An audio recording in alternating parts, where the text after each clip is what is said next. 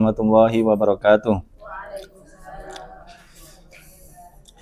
Alhamdulillahi ala ihsani wa syukru lahu ala taufiqihi wa amtinani. Asyhadu an la ilaha illallah wahdahu la syarikalah ta'ziman li sya'nih wa asyhadu anna Muhammadan abduhu wa rasuluh ad-da'i ila ridwanih sallallahu alaihi wa ala alihi wa ashabihi wa awani wa sallama tasliman katsira amma ba'd.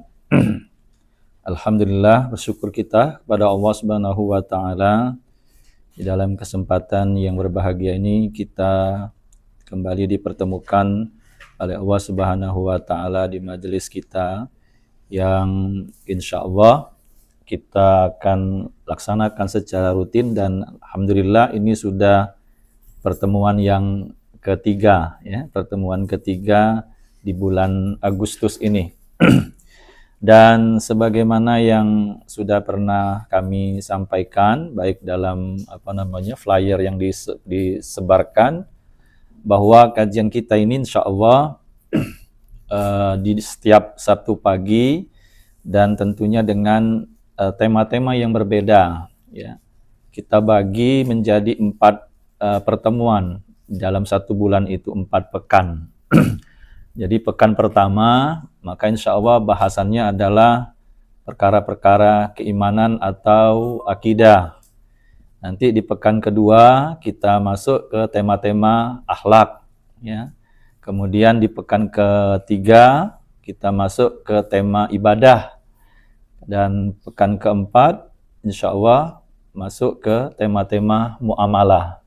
Jadi ada 4 tema besar yang sebenarnya itu kita merujuk kepada pengajaran dari Nabi Shallallahu Alaihi Wasallam di dalam hadis yang sahih yang sering kita dengar dan kita dapatkan ya, yaitu tentang iman, Islam dan ihsan ya. Jadi pernah suatu kali Nabi Shallallahu Alaihi Wasallam itu didatangi oleh malaikat, dan malaikat ini menyerupai manusia, dan kebetulan Nabi SAW pada saat itu bersama sahabat-sahabat yang lain, dan malaikat ini yang menyerupai manusia ya kemudian bertanya kepada Nabi SAW ya tentang iman, tentang Islam dan tentang ihsan. Maka para ulama ya membagi perkara-perkara ini menjadi ya beberapa disiplin keilmuan ya, disiplin kajian. Kalau iman berarti kaitannya dengan masalah akidah, tauhid ya, dan keimanan, perkara-perkara keimanan lainnya. Kemudian yang kedua masalah Islam ya, Islam itu dikaitkan oleh ulama dengan masalah-masalah hukum syariat ya, seperti misalnya ibadah, muamalah ya, itu secara garis besar memang masuk dalam kelompok itu ya, ibadah dengan muamalah. Kemudian kalau ihsan itu lebih ditekankan kepada perkara-perkara yang berkaitan dengan akhlak dan adab. Maka dari situlah kita coba untuk sama-sama ya memahami kembali, mengkaji ya syariat kita ini, baik yang berkenaan dengan keimanan, akidah, yang berkenaan dengan syariat, ibadah dan muamalah, serta yang berkaitan dengan akhlak atau adab. Dan di pertemuan pekan keempat ini, ya pekan keempat di Sabtu keempat itu kita masuk ke muamalah. Ya. Jadi hari ini insya Allah kita akan bahas tentang perkara-perkara muamalah. Dan yang pertama yang akan kita bahas dalam masalah ini sebelum ke bentuk-bentuk muamalah yang sering kita temukan dalam kehidupan kita sehari-hari. Terlebih dahulu kita akan melihat prinsip-prinsip ya syariat ya yang yang menetapkan hukum halal dan haram ya di dalam muamalah. Jadi kita di dalam masalah ini akan melihat bagaimana syariat menetapkan halal dan haram itu di dalam bermuamalah. Tentunya kita tidak berpandangan bahwa muamalah itu pada masalah-masalah jual beli ya. Selama ini memang mungkin muamalah itu dalam perkara-perkara yang seperti itu ya. Tetapi sesungguhnya sangat luas ya. Arisan itu muamalah, apalagi misalnya kondangan itu muamalah gitu ya. Apalagi misalnya ya selain jual beli ya yang berkaitan dengan hubungan kita sesama manusia ya, kaitannya dengan hak-hak sesama manusia ya. Karena dalam syariat secara garis besar ada hak yang berkaitan dengan hak Allah, ada hak yang berkaitan dengan hak manusia. Kalau dia berkaitan dengan hak Allah, itulah yang sering kita sebut dengan ibadah ya. Kemudian kalau dia berkaitan dengan hak manusia, maka itulah yang kita sebut dengan muamalah. Maka mari kita akan lihat bersama-sama prinsip-prinsip syariat ya yang berkenaan dengan muamalah ini, prinsip-prinsip halal dan haramnya, sehingga kita bisa mengetahui, memahami ya. Dan tentunya ketika kita berada dalam perbuatan-perbuatan yang dikategorikan muamalah, kita sudah punya ilmunya, kita sudah punya pemahamannya, yang mana yang harus kita kerjakan, mana yang tidak ya, mana yang boleh, mana yang tidak, mana yang halal, mana yang haram. Dengan demikian, mudah-mudahan kita bisa dijauhkan ya dari perkara-perkara yang dibenci oleh Allah ya, perkara-perkara yang dilarang oleh Allah Subhanahu wa taala. Nabi Shallallahu alaihi wasallam ya ketika kalau kaitannya dengan masalah muamalah ini pernah mengatakan bahwa nanti ya di akhir zaman ya di suatu masa, kata Nabi Shallallahu alaihi wasallam ya, ada orang-orang yang nanti tidak peduli lagi dengan halal dan haram ya, la yubali bima akhadha al-mal ya, bahwa orang nanti tidak akan peduli lagi dengan halal dan haram, dan itu sudah banyak kita temukan di masa sekarang ya, di masa sekarang khususnya dalam kaitannya dengan transaksi ya, akad ya, jual beli ya dan lain sebagainya. Kita sering temukan perkara-perkara yang manusia di situ tidak lagi melihat apakah ini halal, apakah ini haram ya. Sehingga kalau bahasa kita terabas bae kan, terabas bae pokoknya laju. Gitu kan. Atau kalau wong kita sering ngomong ke berejola musik ya, gitu ya, berejola musik. Nah, ini menunjukkan bahwa ya di masa-masa sekarang ini sering kita ini tidak memperhatikan lagi perkara syariat ini ya, apakah halal, apakah haram. Maka kata Nabi sallallahu alaihi wasallam, la ya'tiyanna 'alan nasi zamanun, bahwa nanti di suatu masa ada sekelompok orang, ada orang-orang yang yang la yubali bima akhadha al-mal. Mereka tidak peduli ya, tidak peduli dari mana dia memperoleh harta, bagaimana dia memperoleh harta, dari mana dia mendapatkannya gitu ya. Amin halalin au min haram, apakah dari halal apakah haram. Nah, nanti kita akan lihat bukan hanya dalam transaksi jual beli, bisa dalam pekerjaan, karena itu bagian dari muamalah kan. Nah, maka kita lihat prinsip-prinsipnya supaya apa? Supaya kita bisa mendapatkan keberkahan di dalam kehidupan kita ini. Dalam bekerja kita dapat keberkahan. Kalau ada guru, mudah-mudahan berkah dari ngajarnya kan. Kalau ada yang begawe di kantor, ya mudah-mudahan mendapatkan keberkahan ya. Karena apa yang kita dapatkan dan kita konsumsi ya, itu bisa mempengaruhi ya, bisa mempengaruhi diri kita, khususnya ketika kita nanti akan berinteraksi, berhubungan dengan Allah Subhanahu wa taala. Sampai-sampai ketika kata Nabi SAW, ada orang yang sudah berdoa, sungguh-sungguh dia berdoa, tapi dia tidak dikabulkan doanya oleh Allah gara-gara apa? Gara-gara pakaiannya haram, gitu ya. Kemudian makannya haram, minumnya haram, sehingga tidak dikabulkan. Padahal syarat-syarat berdoa sudah terpenuhi oleh dia. Misalnya dia dari perjalanan jauh, ya, salah satu doa yang dikabulkan itu adalah ketika kita dalam safar ya, dalam perjalanan, itu dikabulkan oleh Allah. Kemudian dalam keadaan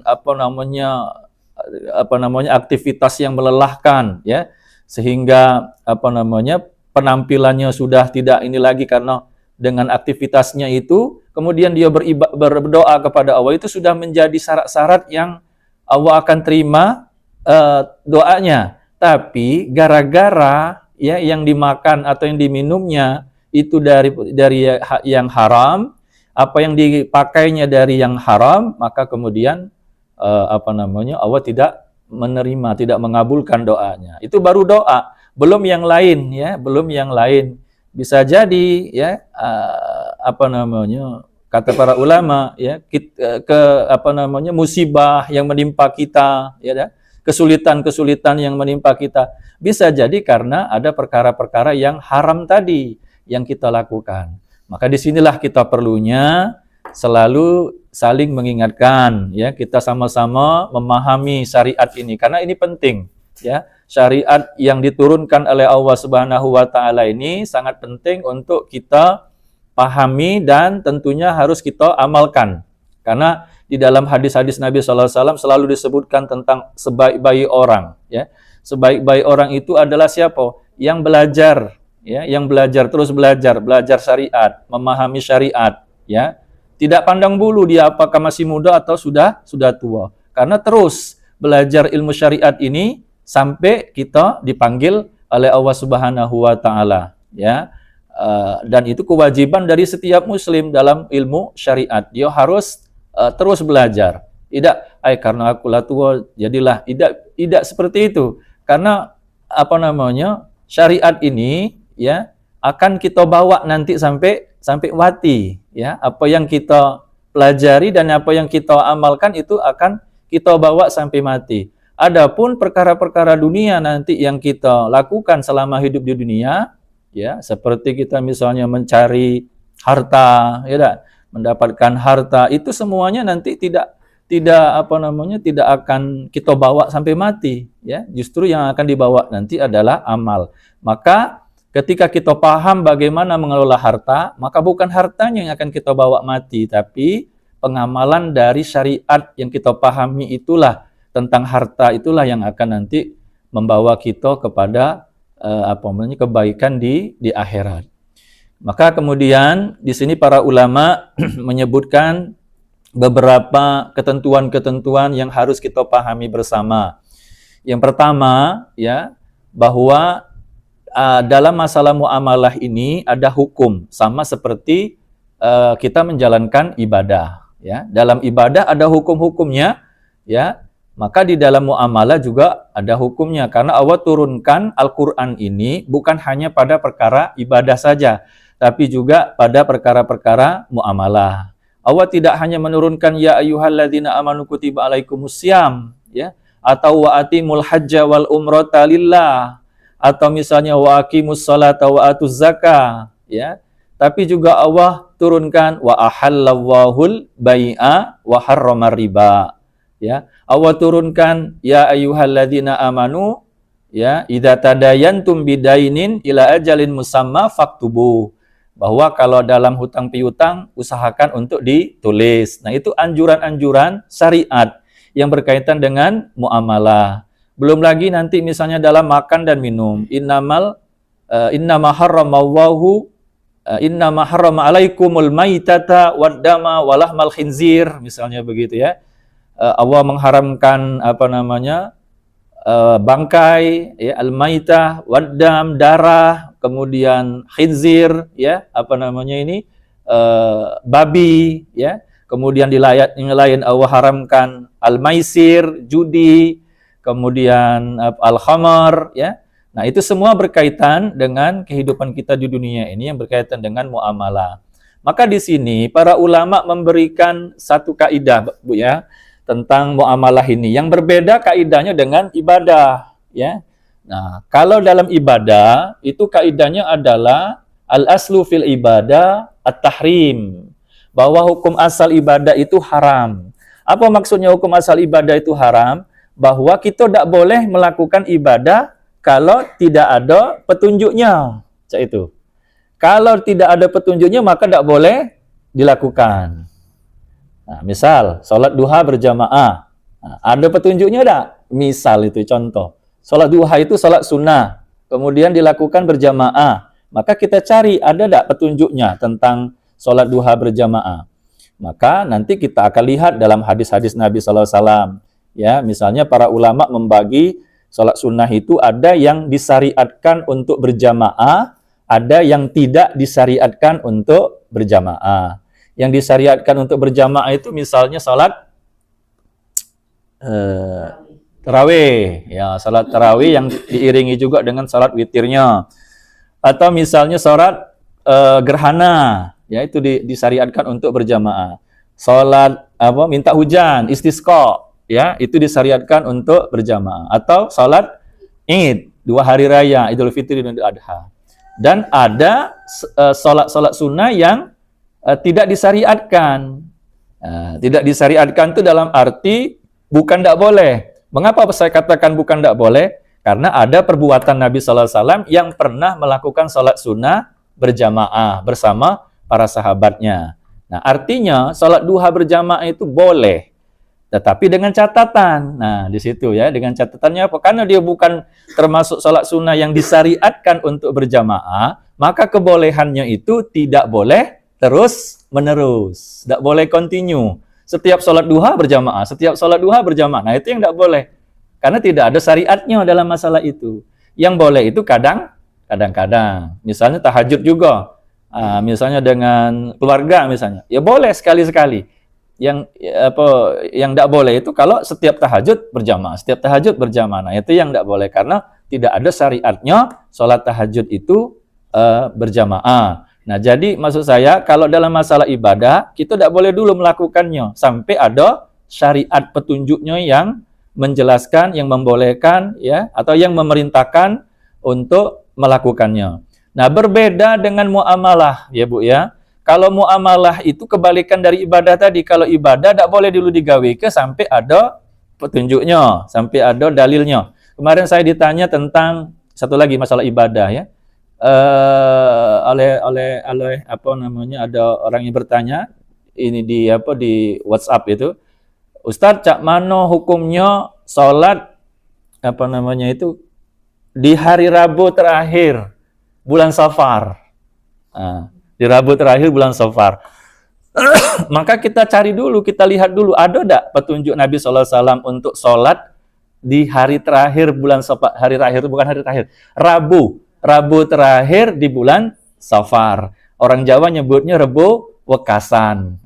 Nyebutnya Rebo Wekasan. Nah, ada enggak petunjuknya? Nah, setelah dicari-cari enggak ada, berarti enggak boleh kita lakukan kalau dalam masalah ibadah. Seperti itu. Ustadz, ada enggak sholat sunnah misalnya yang sering dilakukan oleh masyarakat kita misalnya? Sholat sunnah di bulan Muharram misalnya ya. Nah, ketika dicari dalilnya enggak ada, berarti enggak perlu kita lakukan. Istilahnya kita enggak perlu nak repot-repot gawe kenyo.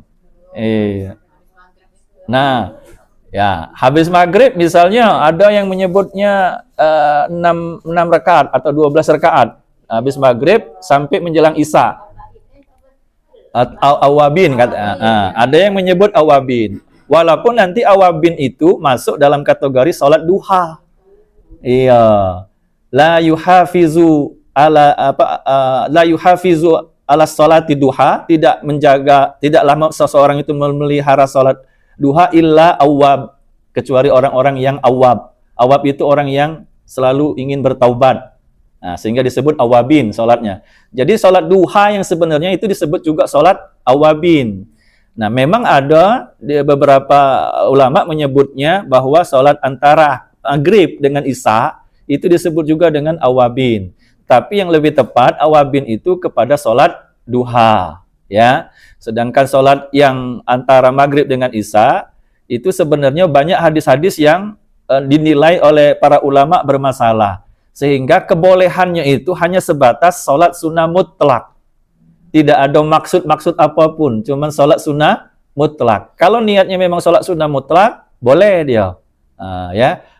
Karena salat sunnah mutlak itu kan tidak dibatasi dengan waktu kapan baik boleh, nak pagi, nak siang, nak malam. Nah, itu maksud saya. Jadi ketika tidak ada dalilnya atau tidak ada petunjuknya dari Al-Quran maupun dari hadis Nabi SAW, maka kita tidak boleh mengerjakannya kalau dalam masalah ibadah. Tapi kalau dalam masalah muamalah, sebaliknya. Ya, ulama memberikan kaidah bahwa al-aslu fil muamalat al-hillu wal ibahah illa bidalil. Bahwa hukum asal muamalah itu boleh-boleh baik. Kalau dalam ibadah kita tidak boleh berkreasi, Bu, ya. Tidak boleh berinovasi. Tapi kalau dalam masalah muamalah boleh berkreasi. Istilahnya macam ini. Kalau dulu di masa Nabi SAW kita tidak temukan orang jual beli online, kan gitu ya? Nah, itu kreasi zaman sekarang kan? Nah, kalau berdasarkan kaidah ini boleh sampai ada dalil yang mengharamkannya. Nah, sekarang ada tidak dalil yang mengharamkannya? Tidak ada, karena di dalam Al-Quran tidak ada perintah atau larangan yang berkaitan dengan jual beli online. Atau hadis Nabi juga tidak pernah menyebutkan, karena zaman Nabi memang belum ada jual beli online, ya. Sehingga yang seperti ini boleh dalam masalah muamalah, ya. Dalam masalah muamalah kita boleh berkreasi. Nah, cuman nanti ketika disebutkan bahwa muamalah itu tidak hukum asal muamalah itu adalah boleh, itu bukan berarti semuanya jadi boleh. Tapi harus juga dilihat, ada tak unsur yang bisa membuatnya menjadi tidak boleh. Ya, kalau ada unsur yang membuatnya jadi tidak boleh, maka berarti muamalah itu tidak boleh. Nah, inilah yang akan kita bahas dalam prinsip-prinsip ini, dalam masalah muamalah ini, ya, prinsip-prinsip halal dan haramnya. Ya, jadi kebalikan dari ibadah. Kalau ibadah tidak boleh kreasi. Misalnya kalau sholat di lapangan itu, misalnya sholat dua di lapangan, kreasi atau bukan, misalnya begitu ya. Atau misalnya tadi berjamaah tidak kreasi atau bukan, ya. Ini imam pakai imam, tapi nanti masing-masing niat. Nah, kira-kira jadi macam mana itu maksud aku tuh kan? Ngapa tidak biarkanlah sama-sama tegak, tapi kemudian pelaksanaannya bisa dewek-dewek kan begitu. Tidak usah dipandu oleh imam kan? Tidak usah dipandu oleh imam harusnya kan? Kalau dipandu oleh imam seolah-olah laju berjamaah. Nah, ini yang jadi masalah ya. Tasbih. Nah, sholat tasbih itu bukan sholat yang disyariatkan untuk berjamaah kan? Walaupun boleh berjamaah. Makanya kebolehannya itu kata para ulama tidak terus-menerus dilakukan, tapi kadang-kadang. Bukan terus-menerus dilakukan. Ya, kalau terus-menerus dilakukan itulah yang kemudian menyalahi ketentuan syariatnya. Baik. Nah, kalau tadi kita sudah sampaikan bahwa kalau muamalah itu hukum asalnya kita boleh, ya, atau artinya tidak ada larangan sampai nanti ada dalil yang melarangnya atau dalil yang mengharamkannya. Maksudnya dalam muamalah itu kalau ada unsur-unsur yang mengharamkannya maka jadi haram. Tapi kalau tidak maka tetap berlanjut terus, ya. Dan itu tidak dibatasi dengan harus ada perintah atau tidak. Walaupun tidak ada perintah, tapi tidak ada unsur yang mengharamkannya, maka muamalah tadi, ya, interaksi kita dengan sesama manusia tadi dibolehkan. Tapi kalau ada unsur yang mengharamkannya, maka jadi tidak boleh, ya. Allah Subhanahu wa taala misalnya memberikan panduan dalam ayat-ayat di Al-Qur'an, misalnya dalam surah Al-Maidah, ya, ayat 1, atau misalnya di dalam surah Al-Baqarah ayat 275, di surah An-Nisa ayat 29, ya. Kalau dalam Al-Maidah ayat 1 apa? Ya ayyuhalladzina amanu aufu bil uqud. Wahai orang-orang yang beriman, penuhilah akad-akad. Nah, ini menunjukkan bahwa secara umum apapun akad-akad itu boleh secara umum, sampai ada unsur yang mengharamkannya baru tidak boleh. Nah, artinya segala akad itu boleh, ya, dalam transaksi. Tinggal ada tak unsur yang membuatnya menjadi haram, ya. Kalau ada maka tidak boleh. Tapi kalau tidak ada silakan lanjutkan, ya. Atau misalnya kata Allah dalam surah An-Nisa ayat 29, ya, ya ayyuhalladzina amanu la ta'kulu amwalakum bainakum bil batil. Tidak boleh memakan harta itu dengan cara yang batil, dengan cara yang tidak benar, dengan cara zalim, ya. Nah, ini ayat-ayat yang maknanya umum. Artinya kalau tidak ada kezaliman di situ, tidak dengan cara yang batil, kita menggunakan atau memakai atau memakan harta itu, maka boleh saja. Apapun bentuknya boleh, selama tidak ada unsur memakannya dengan cara yang batil tadi, ya. Illa antakuna tijaratan antara diminkum, ya, kecuali dengan jalan perniagaan. Kita tidak boleh memakan harta yang batil tadi kecuali dengan perniagaan, jual beli, transaksi jual beli yang berlaku dengan suka sama suka, antaradim, ya, antaradim minkum, ya. Atau misalnya dalam surah Al-Baqarah ayat 275 Allah katakan wa ahallallahul bai'a wa harrama riba. Allah halalkan jual beli. Jual beli apapun boleh. Sampai nanti ada jual beli yang dilarang misalnya atau yang diharamkan, maka jadi tidak boleh. Artinya bentuk apapun jual belinya, transaksinya, kayak tadi misalnya online, boleh. Sampai nanti kita temukan dalam transaksi jual beli online itu ada unsur-unsur keharamannya, baru jadi tidak boleh. Ya.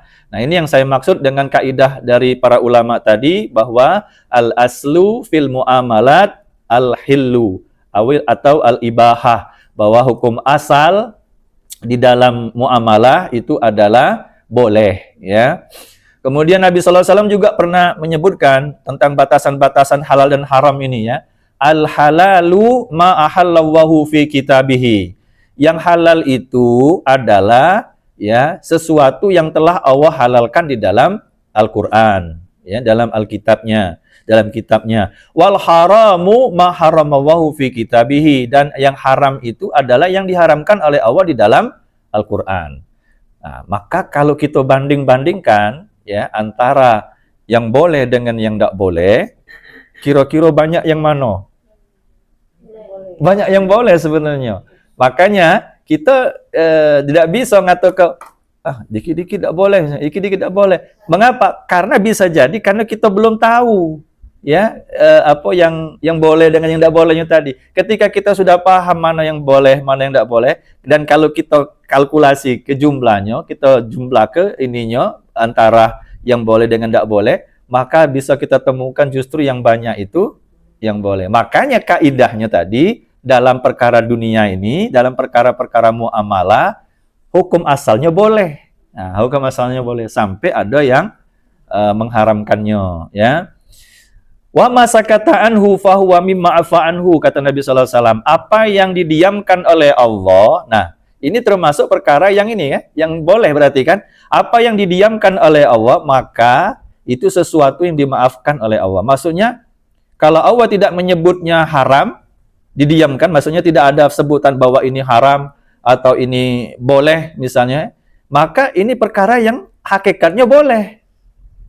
Contohnya makan, ya, makan. Maka makan ini, Bu, ya, semuanya boleh, makan apapun kecuali yang diharamkan oleh Allah. Nah, apa yang diharamkan oleh Allah? Misalnya makan babi, makan bangkai, makan darah. Bisa dihitung, dibandingkan dengan makanan yang tersedia di Dausan Indonesia, di Palembang, baik. Ada burgo, ada celimpungan, ada Taiwan. Lah banyak kan? Gitu. Ya kan? Nah, ada apa ubi rebus, ada. Jadi banyak sebenarnya yang ini kan, yang didiamkan oleh Allah. Ada tak misalnya larangan Allah, misalnya jangan makan burgo. Tidak ada kan? Nah, itu yang didiamkan maksudnya, gitu kan? Yang disebutkan oleh Allah, jangan makan babi, jangan makan darah, jangan makan bangkai, kan begitu. Jadi sebenarnya sangat dikit, ya, yang ditetapkan oleh Allah ini dalam masalah yang seperti dalam masalah muamalah ini. Jadi banyak yang dibolehkan, ya. Jadi itu. Maka kemudian para ulama menetapkan beberapa prinsip-prinsip yang harus kita pahami dalam menentukan halal dan haram ini. Prinsip pertama, ya, di dalam halal dan haram muamalah adalah bahwa dalam muamalah itu, ya, tidak boleh ada kezaliman. Tidak boleh ada kezaliman. Pertanyaannya, kezaliman itu seperti apa dalam muamalah? Nah, jadi zalim itu, Bu, ya, adalah menempatkan sesuatu itu bukan pada tempatnya. Itu namanya zalim. Ya. Maka kata para ulama, ya, ketika kita tidak bisa menempatkan sesuatu pada tempatnya, berarti kalau kita melakukan hal-hal yang dilarang oleh Allah, itu juga zalim namanya. Ya. Kita meninggalkan perintah Allah, itu zalim. Mengapa? Karena kita tidak menempatkan perintah Allah itu pada tempatnya. Karena kita tidak menempatkan larangan Allah itu pada tempatnya, maka itulah disebut zalim. Artinya secara umum kezaliman itu ya yang disebut dengan zalim adalah melakukan perkara yang dilarang atau meninggalkan kewajiban. Nah, melakukan perkara yang dilarang atau meninggalkan kewajiban itu sudah zalim. Bekerja. Nah, dalam bekerja misalnya ya. Ini kan muamalah bekerja ini kan. Katakanlah mohon maaf misalnya ya karena aku guru kan. Jadi kita contoh ke guru baik misalnya. Ketika kita bekerja sebagai guru, kemudian tidak ngajar dan tanpa ada alasan yang dibenarkan, kira-kira zalim enggak, Abu? Zalim. Ya kan? Karena sudah tidak menempatkan pada tempatnya, yang harusnya ngajar jadi tidak ngajar. Itu kan? Itu tadi jika tidak ada alasan atau uzur yang syar'i ya, yang dibenarkan di dalam syariat. Nah, jadi setiap perbuatan ya yang tidak menempatkan pada tempatnya tadi itu maka dia disebut zalim ya. Kalau kita tidak menunaikan perintah berarti zalim karena tidak menempatkan perintah itu pada tempatnya. Kalau kita melanggar yang dilarang maka kita berarti zalim karena tidak menempatkan yang dilarang tadi pada tempatnya. Maka perbuatan zalim ini ya sangat benci oleh Allah Subhanahu wa taala, dan ayat hadis ya itu banyak sekali yang berbicara tentang masalah kezaliman ini dalam semua hal ya. Maka termasuk di dalam perkara-perkara muamalah harus prinsip pertama harus dilihat ada unsur kezaliman di situ. Kalau ada unsur kezaliman maka muamalahnya tidak sah. Ya, tidak sah.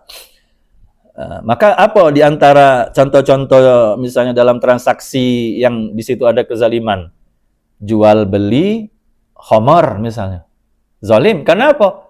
Karena tidak menempatkan larangan Allah tadi kan?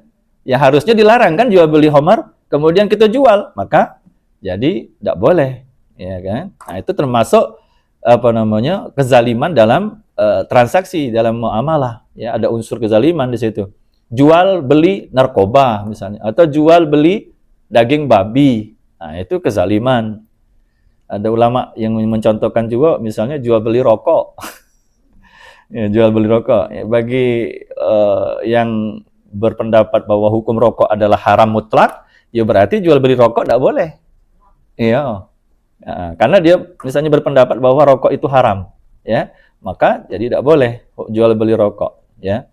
Misalnya jual beli apa lagi? Jual beli yang terpaksa, yang dipaksa tidak boleh, Bu. Ya.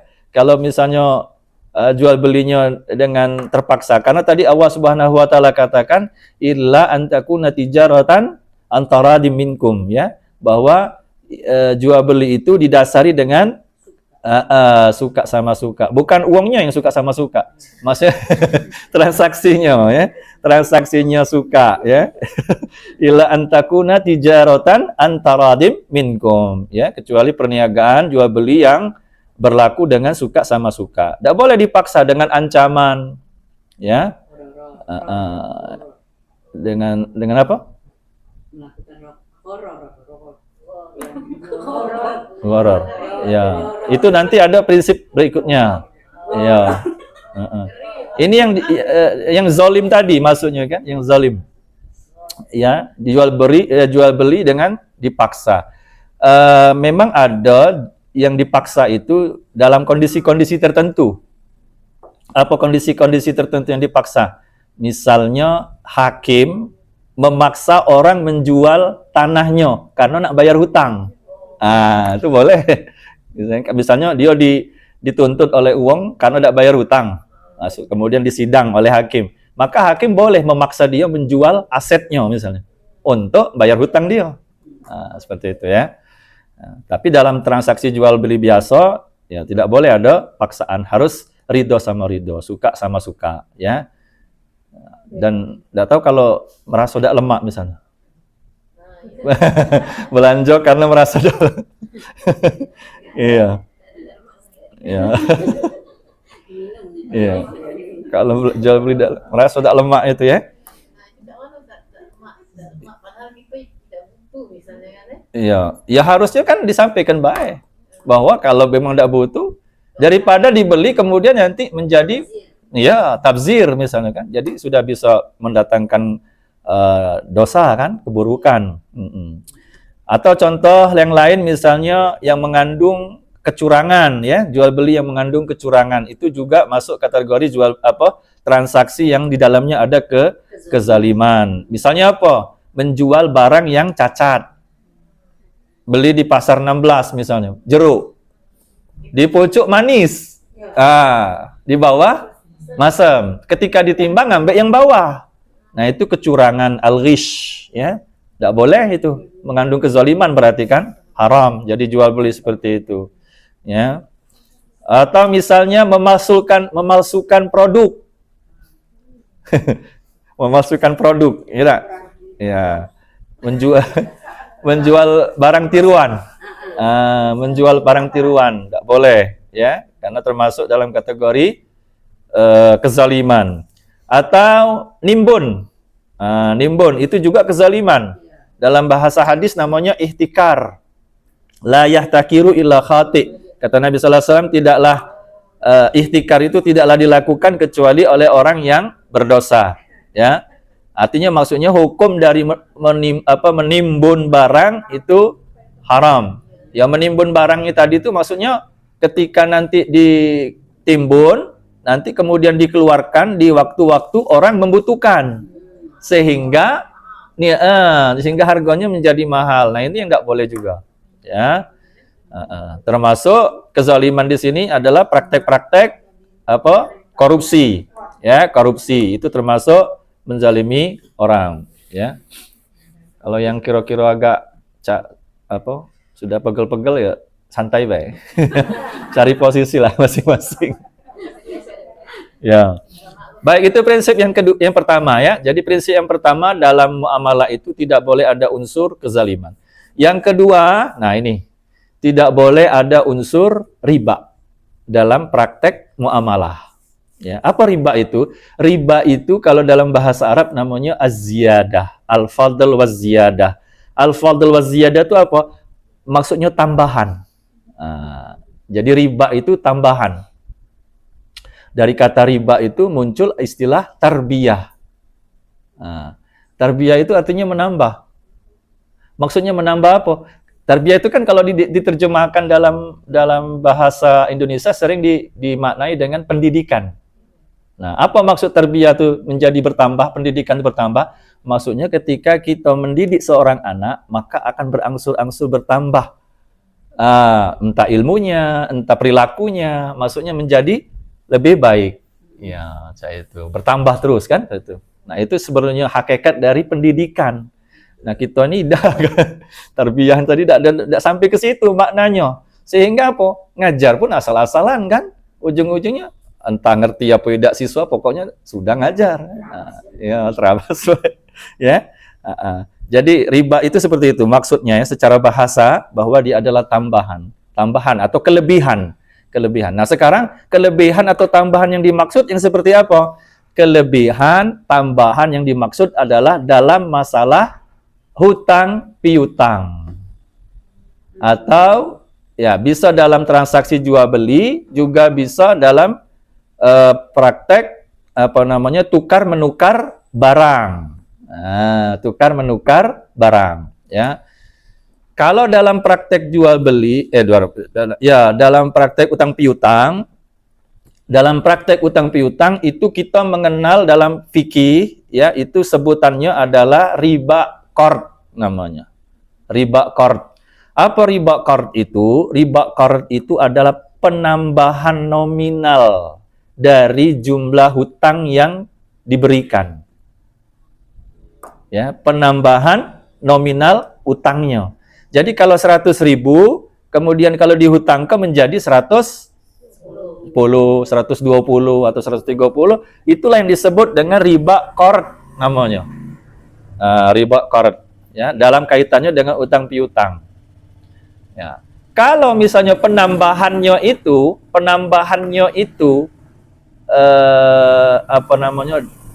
kaitannya dengan penundaan pembayaran, misalnya kalau dia nunda maka bertambah, maka disebut namanya riba nasi'ah. Kalau riba qard itu riba yang penambahan nominalnya ya, tidak melihat apakah dia nunda apa tidak. Walaupun di masa jahiliyah riba qard itu Bu ya, itu kalau sudah jatuh tempo baru nambah. Misalnya temponya sebulan. Nah, ketika pas sebulan dia belum bisa bayar, maka kemudian dia nambah. Atau bisa juga ketika pas jatuh tempo dia bayarnya dengan kelebihan. Itu di masa jahiliyah, Bu. Di masa sekarang, perhatikanlah. Belum jatuh tempo lah, ada tambahan. Iya. Itu ngerinya di zaman sekarang ya. Belum jatuh tempo. Lebih parah di zaman kita berarti kan. Belum jatuh tempo lah sudah ada tambahan. Iya, nah aku pinjam ke 100.000, kaget balik ke 120 misalnya kan. Nah, dari awal akad sudah. Kalau zaman jahiliyah tidak kaget nunggu jengok sampai jatuh tempo. Kalau sudah jatuh tempo baru nambah dia. Kalau riba qard itu ya. Nah, tapi kalau misalnya penambahannya itu karena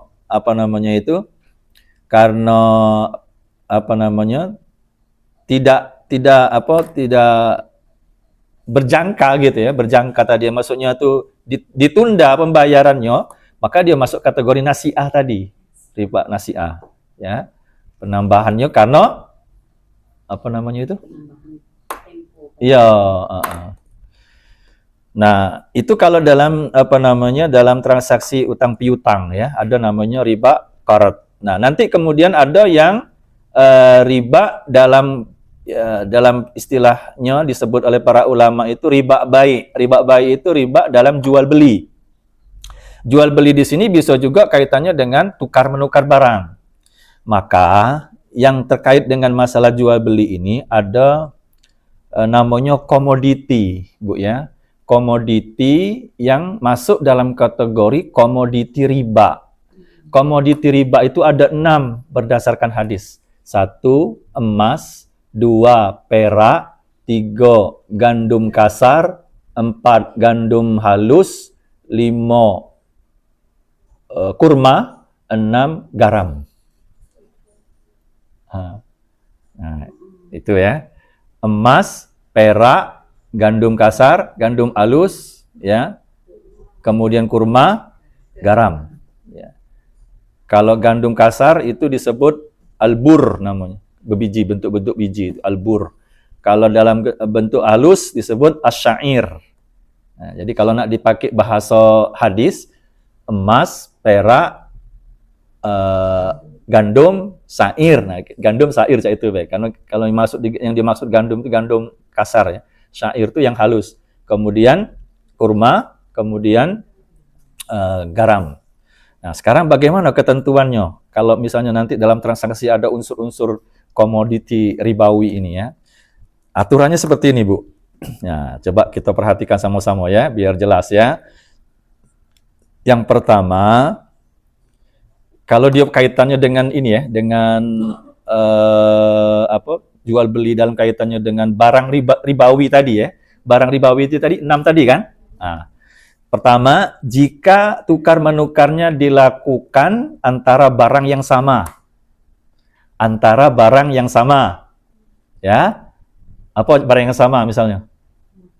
Emas dengan emas, perak dengan perak, gandum dengan gandum. Berarti barang yang sama. Maka syaratnya 2. 1, kuantitasnya harus sama. 2, harus tunai. Tidak boleh ditunda. 1, syaratnya harus sama. Kuantitasnya harus sama. 2, harus tunai. Kalau tukar menukarnya dilakukan antara barang yang sama.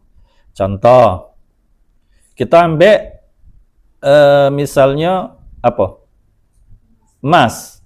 Nah, kalau emas dengan emas berarti kuantitasnya sama. Berapa kuantitasnya? 5 gram misalnya kan. Maka dengan yang 5 gram.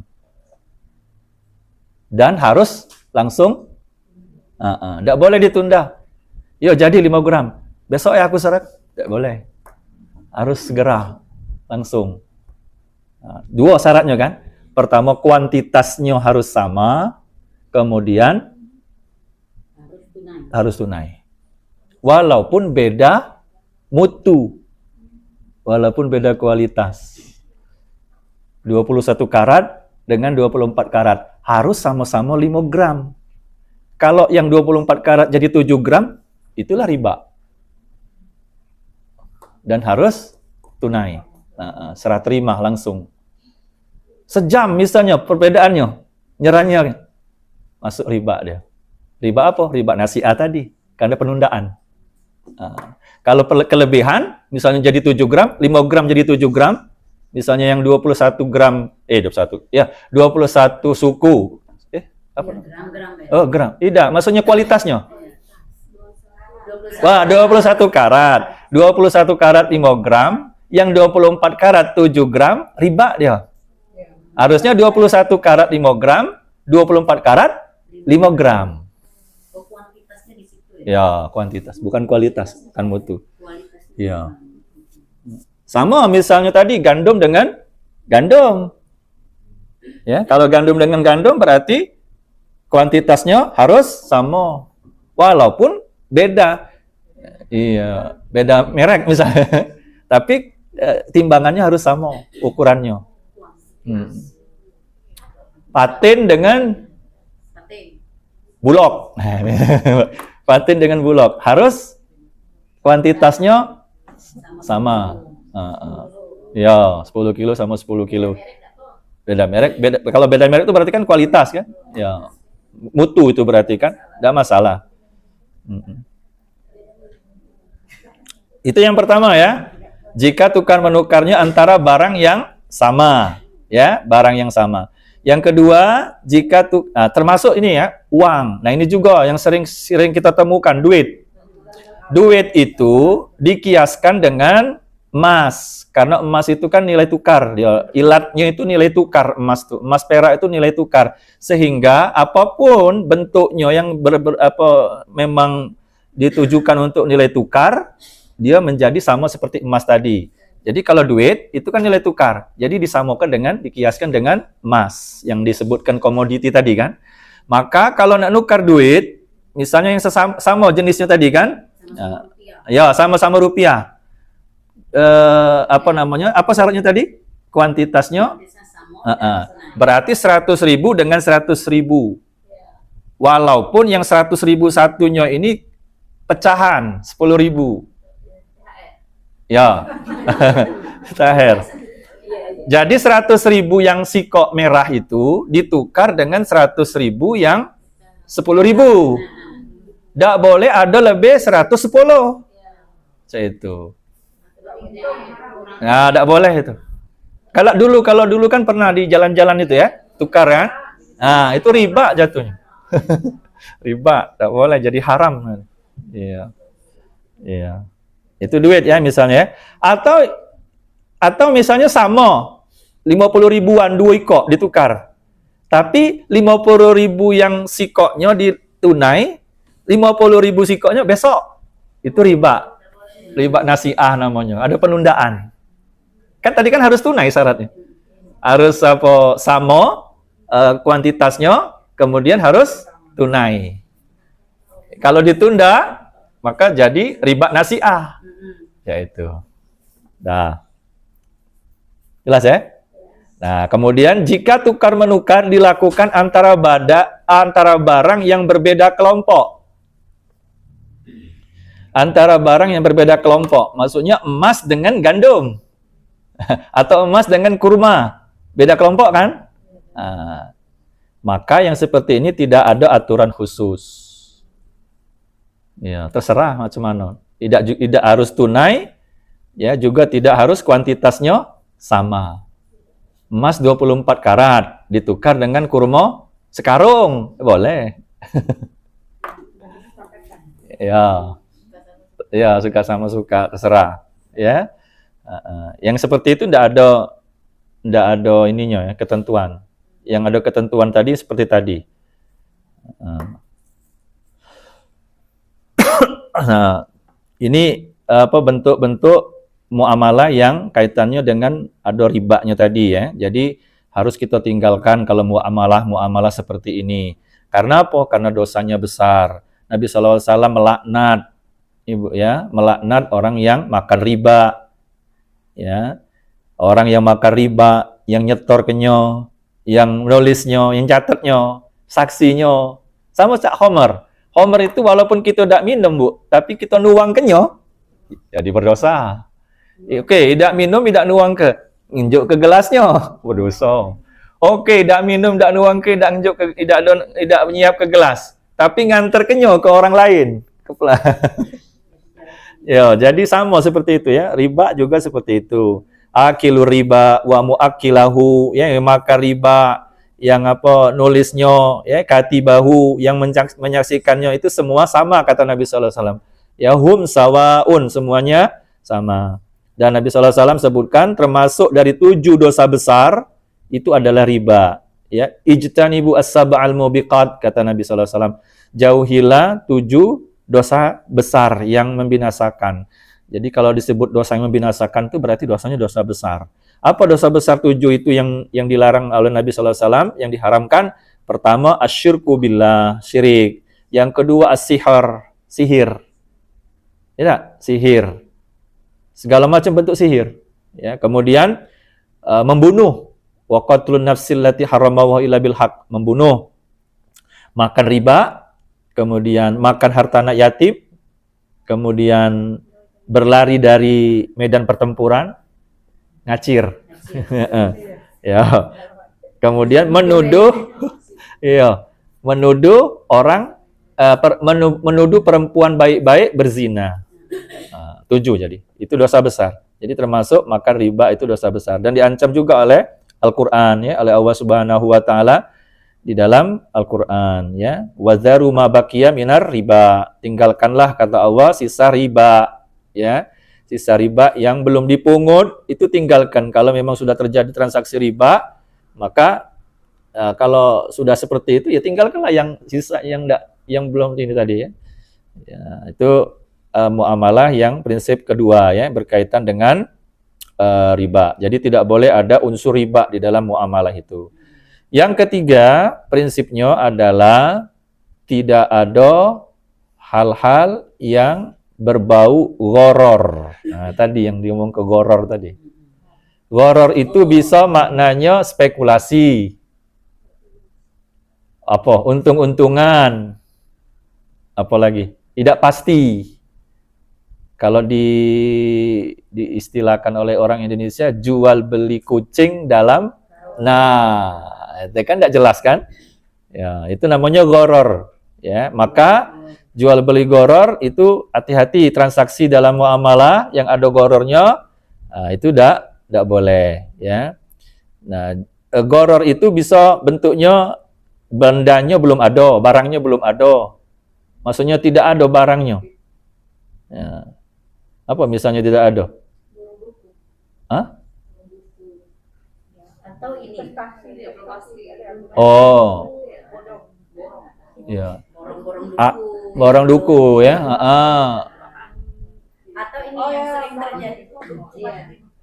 Terjadi itu sering kalau kita pegawai jual-jual gaji 13 gitu. Belum dapat gajinya tapi sudah dijual. Itu di daerah sering terjadi kayak gitu. Ya, yang belum ada barang pokoknya. Belum ada. Kalau borong duku itu sebenarnya bukan, kalau yang benar bukan beli buahnya, beli batangnya.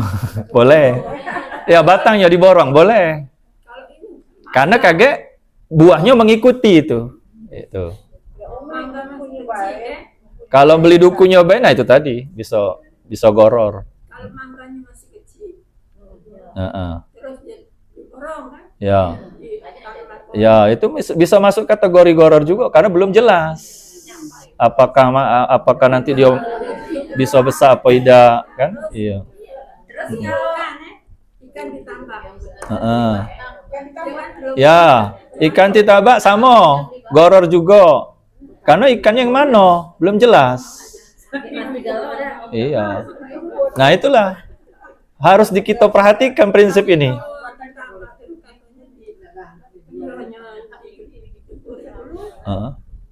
Kalau sudah diambil ikan ditambak tadi, dijual baru boleh.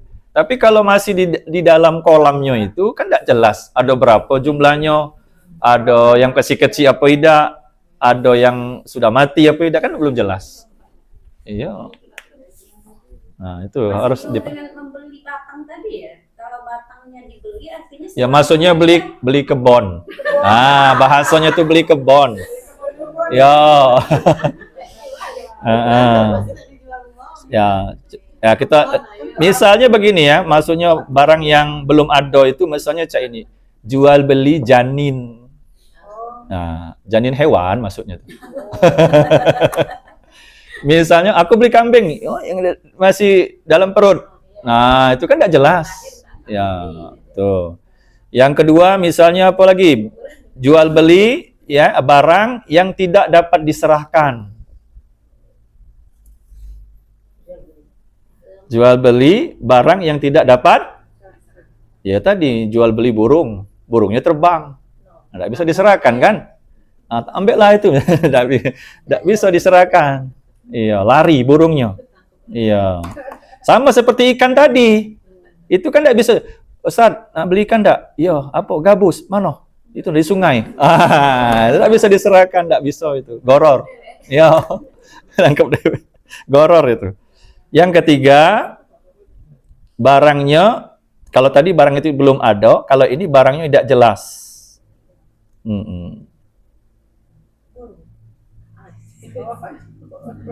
Ya, misalnya jual apa yang ada di dalam rumah. Apa yang dijual, misalnya kursinya, apa-apa. Nah, tidak jelas misalnya yang mana kan? Ya. Jadi 3 itu ya.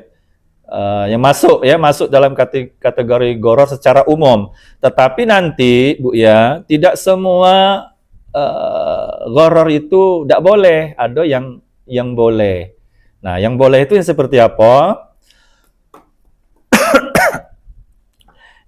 Jadi goror yang bisa jadi haram itu dalam transaksi yang diharamkan itu kalau gorornya itu mendominasi dalam transaksi itu. Kalau tidak mendominasi, ya tidak masalah. Contohnya, kita masuk WC umum. Masuk WC umum itu bayar berapa? 2.000. Pertanyaannya, ada tak yang pakai banyu lebih? Tidak, maksud aku setiap orang kan pasti beda-beda pakai bajunya. Itu kan masuk goror sebenarnya. Ya kan? Nah, yang seperti ini masih boleh. Karena apa? Transaksinya tidak mendominasi gorornya tadi. Iya. Iya. Ya.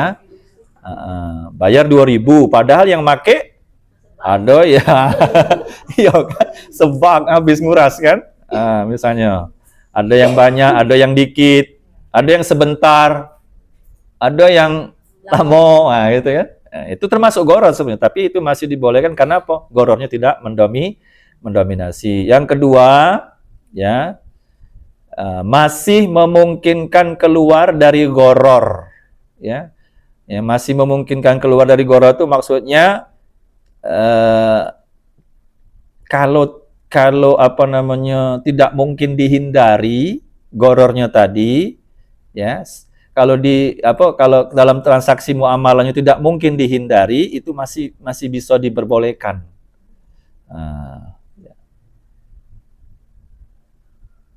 Tidak mungkin dihindari. Apa misalnya? Jual beli rumah yang sudah jadi. Ibu-ibu ketika membeli rumah yang sudah jadi, tahu enggak secara langsung mak mano pondasinya? Nah, itu goror juga kan? Seharusnya kan jelas galau kan? Cuman kan yang seperti itu sulit ya untuk dihindari karena sudah jadi rumahnya kan. Masa nak kita gali misalnya supaya jelas kan? Tidak. Ya, nah yang seperti itu masih ada kemungkinan boleh gorornya ya. Kemudian apalagi gorornya mengandung goror yang mengandung akad yang mengandung goror tersebut bukan termasuk akad yang dibutuhkan oleh orang banyak. Kalau dibutuhkan oleh orang banyak, ghorornya tadi, maka boleh. Apa contoh ghoror yang dibutuhkan oleh orang banyak? Maksudnya jual belinya itu ada ghoror, tapi dibutuhkan orang banyak, tidak bisa dihindari nih, pasti orang butuh banyak ini. Apalah kira-kira contohnya? Kalau yang dibutuhkan oleh cuma individu-individu baik, itu tidak boleh. Tapi kalau semua orang butuh yang ini, maka walaupun ada ghorornya, itu masih dimaafkan. Karena apa? Karena masuk kategori darurat. Apa contohnya? Jual beli telok. Ibu-ibu tahu isi telok itu? Nah, itu ghoror kan? Tidak jelas kan? Tapi karena dibutuhkan oleh orang banyak, tidak perlu nak membuka nih yang sikok-sikok telok tadi. Mencakan. Atau jual beli buah yang di dalamnya nak dimakan. Semangko. Misalnya ya. Semangko sikok nian itu kan. Itu kan tidak tahu gitu. Dalamnya itu manis apa tidak kan. Nah, itu kan dibutuhkan oleh orang banyak ya. Artinya dalam masalah yang seperti ini masih dimaafkan. Maksudnya begitu ya. Karena dia masuk kategori darurat. Tadi prinsip keberapa tadi? 3 ya. Sekarang prinsip sebentar, satu lagi ya. Ghoror termasuk ghoror juga ya. Ghoror tersebut merupakan tujuan utama, itu tidak boleh dari sebuah akad. Bukan sebagai pengikut. Kalau ghorornya sebagai tujuan utama, maka transaksi muamalahnya tidak boleh, haram. Ya. Tapi kalau ghorornya sebagai pengikut, maka boleh.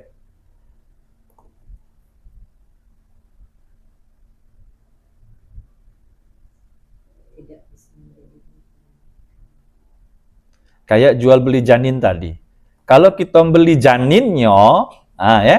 Kalau kita beli janin kambing tadi misalnya, janin kambing itu kita beli, itu ghoror yang apa namanya? Ghoror yang menjadi tujuan utamanya. Karena kita beli janinnya kan? Tujuan pokoknya kita beli janin kan? Nah, itu namanya ghoror yang tujuan pokok yang kita lakukan. Maka tidak boleh yang macam itu. Yang boleh itu apa? Kita beli kambing. Janin yang ikut. Nah, itu yang janin tadi, itu disebut tabi, yang ikut. Nah, yang seperti itu boleh. Kalau bukan tujuan pokoknya yang beli janin tadi. Tujuan pokoknya beli emaknya. Beli emaknya. Nah, itu baru boleh. Ya. Beli ayam betelok. Beli ayamnya kan, sampai rumah betelok. Iya. Ya. Ya, jadi bukan beli teloknya kan, tujuan utamanya kan aku nak beli telok di dalam ayam itu. Nah, itu tidak boleh. Harus ini dulu. Nah, itu kalau dalam fikih disebut juga kepemilikannya ya, kepemilikan dalam fikih itu disebut ya tawallud min mamluk, beranak pinak. Itu namanya beranak pinak. Jadi kepemilikan di dalam fikih itu begini. Yang pertama ada yang kepemilikan itu dengan akad. Ya, jual beli. Yang kedua kepemilikan itu dengan turun temurun. Waris. Khalafiyah namanya kalau dalam fikih. Yang ketiga kepemilikan itu dengan cara tawallud min mamluk. Itulah yang beranak pinak. Ibu Nasira beli pohon mangga sampai di rumah berbuah. Nah, itu beranak pinak namanya. Betunas pula. Jadi semuanya milik, padahal cuma beli satu batang.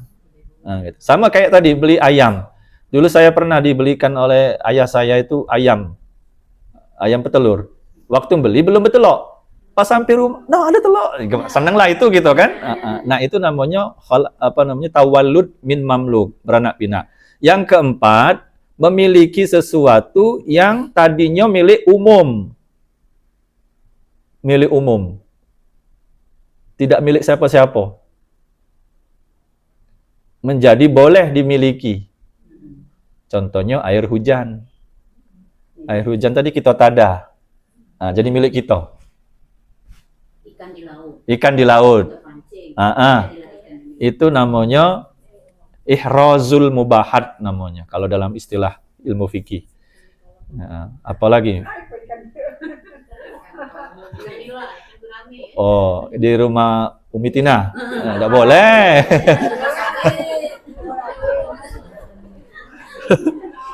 Ya.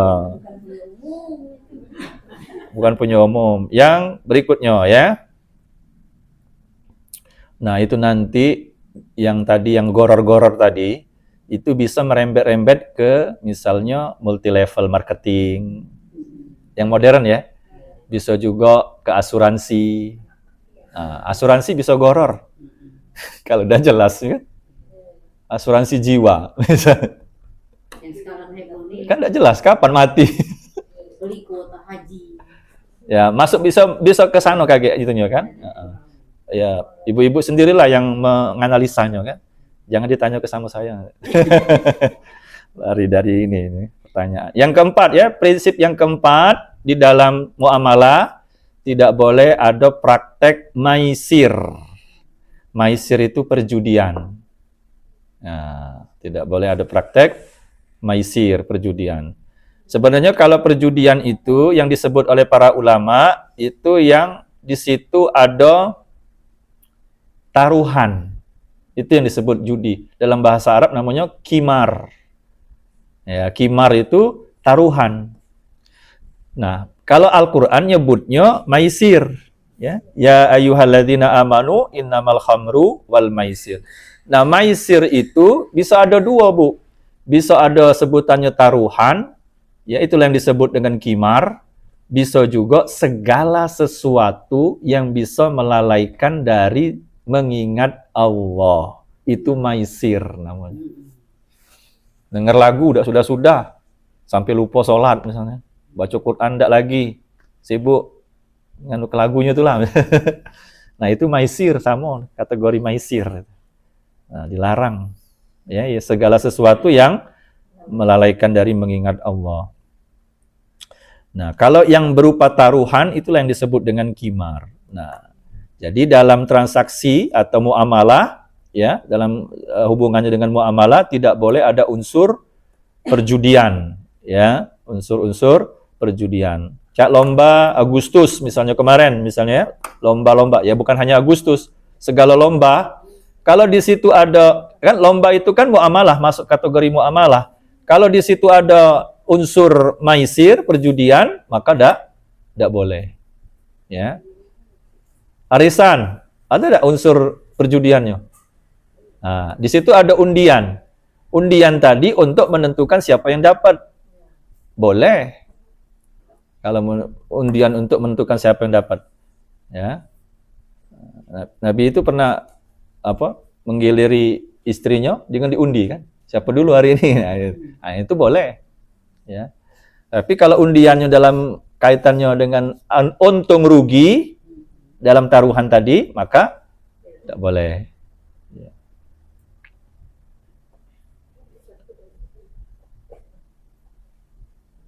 Prinsip kelima, itu yang keempat tadi ya. Ya. Yang kelima, dalam muamalah harus ada kejujuran dan amanah. Nah, kejujuran dan amanah. Ya. Maka ketika ada orang berjualan, kemudian timbangannya dikurangi, berarti menyalahi prinsip ini. Ya, berarti tidak jujur. Atau misalnya tadi jual buah yang dibawa busuk, yang dipucuk bagus. Kemudian nanti yang ditimbang yang dibawa. Atau dulu pernah orang tuh sudah nyedio ke satu bungkus khusus lah ditimbang. Ya, ya? Jadi seolah-olah, tapi cepat gerakannya itu. Langsung, nah inilah. Nah, iya jeruk misalnya, duku misalnya. Nah, termasuk kita juga harus jujur amanah tadi itu, ya menyatakan sebenarnya. Kalau duku komring ya duku komring. Jangan di duku komring. Tahu apa? Tolong selapan misalnya. Ya. Atau misalnya jual caluk bangka. Ya omong ke caluk bangka nian. Iya. Ah. Ya. Nah, itu yang saya maksud tadi, banyak sekarang ini tidak mempedulikan halal dan haramnya tadi kan. Atau misalnya tidak jujur. Misalnya dengan buah yang disuntik. Misalnya ya. Semangka. Semangka disuntik supaya manis. Nah, itu kan tidak amanah, tidak jujur. Kalau di pasar 16 tuh sering dia tak jual kiloan tapi dia ada apa itu kayak mangkok gitu biar kelihatan banyak. Sebenarnya transaksi ini gimana nih? Orang sudah tahu kan ada ini ya. Cuman tetap mau beli gitu dengan harga segitu. Sah enggak itu ya? Ada unsur kecurangan enggak di sini? Ya kalau misalnya ada motif ke situ ya berarti tidak boleh, haram. Iya. Untuk pengemasan. Iya. Kan? Iya. Apa istilahnya? Menarik. Iya. Biar kayak gitu. Ya, apapun lah kayak gitu. Sebenarnya kita sudah tahu sih itu. Masih nak dibeli kadang-kadang. Kecuali kayak misalnya buah tadi yang disuntik tadi disampik oleh penjual itu tidak masalah. Ya, misalnya Bu, ini buah ini sudah saya suntik supaya manis, misalnya tidak masalah. Tapi, iya. Ada kan itu kan semangkok itu nggak disuntik kan? Supaya manisnya itu tidak boleh. Hancur atau masam bau ininya rasanya misalnya kan. Kemudian yang terakhir yang keenam.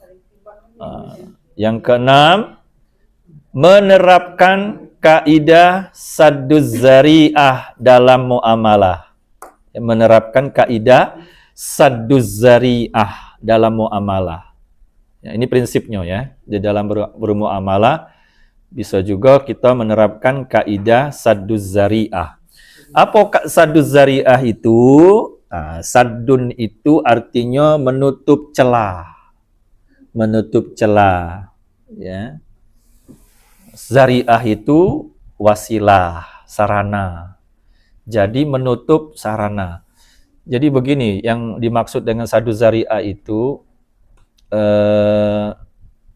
sesuatu, ya kata para ulama, sesuatu yang perbuatan itu sebenarnya perbuatan mubah, gitu ya, perbuatan mubah. Tapi jika perbuatan mubah ini dilakukan, bisa membawa kepada haram. Jadi perbuatan mubah ini tadi tidak boleh dilakukan. Karena apa? Karena nanti bisa membawa kepada perbuatan haram. Nah, itu disebut sadduz zari'ah. Bahasanya pencegahan, ada? Apa namanya nih? Tindakan preventif. Kerennya tuh kan, tindakan preventif. Jual pisau itu boleh kan? Jual pisau. Tapi kalau kita jual pisau tadi di tengah-tengah budak-budak SMA lagi tawuran, jadi tidak boleh jual pisau tadi. Nah, itu disebut sadduz zari'ah ya tadi. Tadinya memang perbuatan itu halal, boleh, tapi karena dia bisa membawa kepada hal yang diharamkan, sama nanam anggur. Boleh nanam anggur. Apalagi pisang.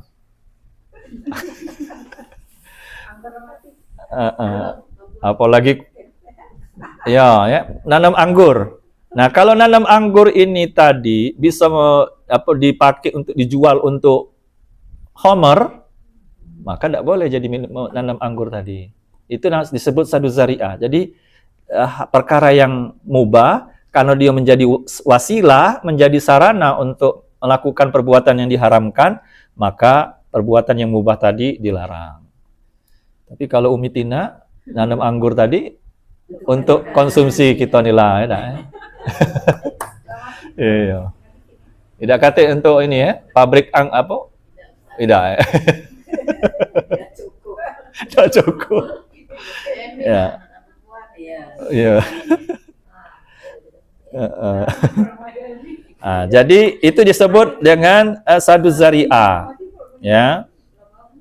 Nah, sadu zari'ah ini, Bu, ya, dalam transaksi muamalah, ya, itu bisa ada 3 bentuk, ya. Pertama, yang wajib untuk dicegah, ya, wajib untuk dicegah, ya. Wajib untuk dicegah itu apa? Jika memang benar-benar bisa mengantarkan kepada perbuatan yang diharamkan tadi. Bisa mengantar kepada perbuatan yang diharamkan.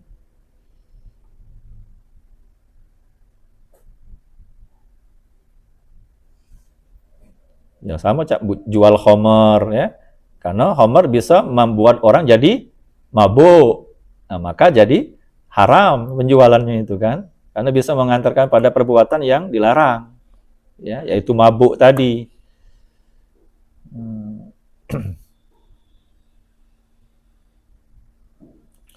Yang kedua, ya, perkara tersebut adalah perantara namun tidak wajib dilarang. Tidak wajib untuk dilarang. Ya, perantaranya tadi. Ya. Ya tadi, Cak, contohnya menanam anggur tadi. Nah, itu tidak wajib. Maksudnya wajibnya itu jika memang sudah jelas bisa mengantarkan kepada yang haram. Ya. Artinya maksudnya tidak seluruh menanam anggur itu tidak boleh. Itu kan.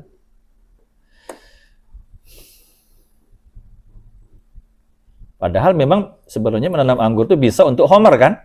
Nah, tapi yang seperti ini tidak bisa sadu zari'ahnya ditetapkan, ya. Karena apa? Karena tidak semua untuk homer. Kemudian yang ketiga, ya, zari'ah yang di situ ada perbedaan pendapat ulama. Wajib dilarang atau tidak. Jadi ada yang wajib dilarang, ada yang tidak, nomor 2. Nomor 3, ada perbedaan pendapat ulama apakah wajib dilarang atau tidak. Ya. Kalau main remi misalnya, macam mana lah itu? Nah, main gap. Ya. Cuman bisa masuk kategori maisir tadi kan? Karena bisa melalaikan dari mengingat Allah, walaupun tidak berjudi. Itu sebenarnya yang jadi masalah di situ. Kadang-kadang bukan hanya sekedar masalah judi. Kira-kira sampai di situ, ada yang mau didiskusikan lagi?